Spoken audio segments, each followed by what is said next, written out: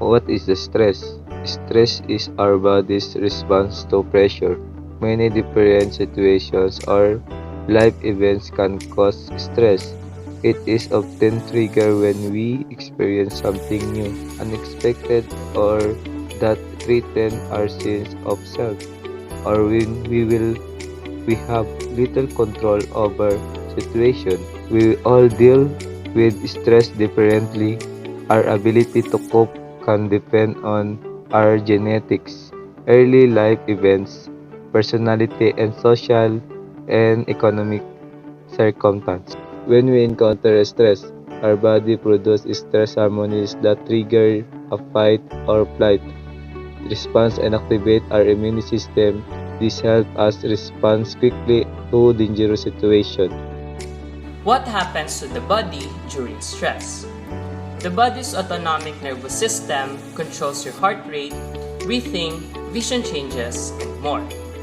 Its built-in stress response, the fight or flight response, helps the body face stressful situations. When a person has long-term or chronic stress, continued activation of the stress response causes wear and tear on the body. Physical, emotional, behavioral symptoms can be developed. Physical symptoms of stress include increased heart rate, insomnia, headache, dizziness or shaking, muscle tension or jaw clenching, stomach or digestive problems, trouble having sex, and weak immune system.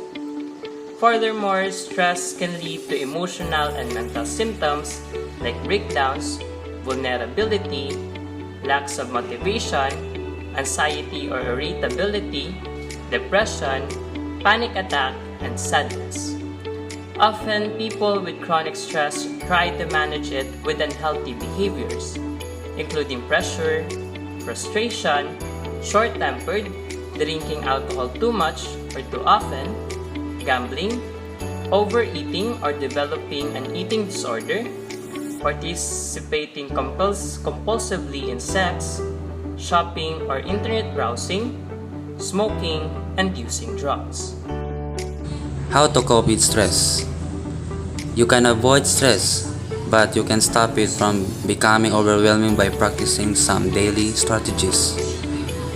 Exercise when you feel symptoms of stress coming on. Even a short walk can boost your mood. At the end of each day, take a moment to think about what you have accomplished, not what you did not get done.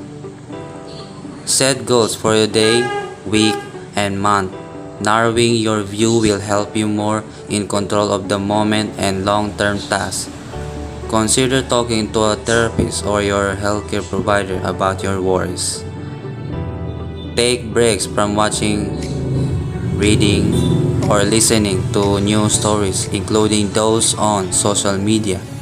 It's good to be informed, but hearing about traumatic events constantly can be upsetting. Consider limiting news to just a couple of times a day and disconnecting from phone, TV, and computer screen for a while. Take care of yourself, eat healthy, exercise, get plenty of sleep, and give yourself a break if you feel stressed out. Take care of your body, take deep, take deep breaths, stretch, and meditate. External icon. Avoid excessive alcohol, tobacco, and substance use. Continue with routine preventive measures such as vaccination, cancer screenings, and etc. as recommended by your healthcare provider. Talk to others. Talk with people, external icon you trust about your concern and how you are feeling. Share your problem and how you are feeling and coping with a parent, friend, counselor, doctor, or pastor. Connect with your community or faith-based organization. Avoid drugs and alcohol. This may seem to help, but they can create additional problem and increase the stress you are already feeling. Recognize when you need more help.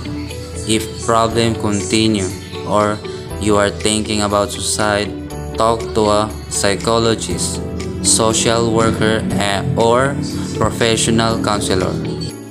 10 activities to release stress. Number 1, do a quick exercise.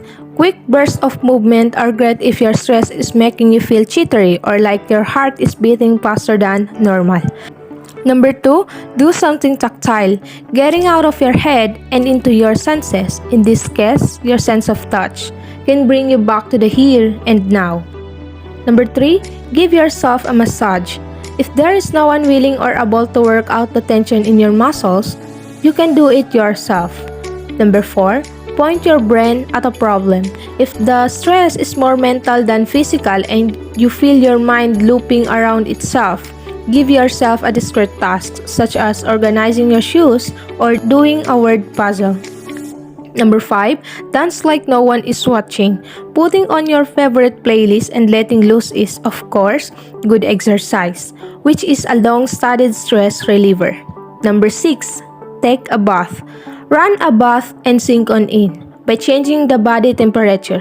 It is the full of centuries slowing down. Number 7, stretch yourself. You don't even need to own a yoga mat, let alone be physical flexible to reap the benefits of this ancient practice. Number 8, focus on your breathing. Just focus on your breath or changing the way you breathe can make a big difference to your overall stress level. Breathing techniques can calm your body and your brain in just a few minutes. Number 9, eat a balanced diet. A poor diet can bring a greater activity towards stress. Emotional eating and reaching for high-fat, high-sugar foods can provide a temporary sense of relief that adds to your long-term stress. Last one, number 10, get a hug from a loved one. Physical touch can do a lot to relieve your stress. Hugging a loved one can be especially beneficial. How long does stress last? Stress can be a short-term issue or a long-term problem, depending on what changes in your life. Regularly using stress management techniques can help you avoid most physical, emotional, and behavioral symptoms of stress. When should I talk to a doctor about stress? You should seek medical attention if you feel overwhelmed, if you are using drugs or alcohol to cope, or if you have thoughts about hurting yourself. Your primary care provider can help by offering advice, prescribing medicine, or referring you to a therapist. How is stress diagnosed? Stress is subjective, not measurable with tests. Only the person experiencing it can determine whether it is present and how severe it feels. Healthcare provider may use questionnaires to understand your stress and how it affects your life. If you have a chronic stress, your healthcare provider can evaluate symptoms that result from stress. For example, high blood pressure can be diagnosed and treated.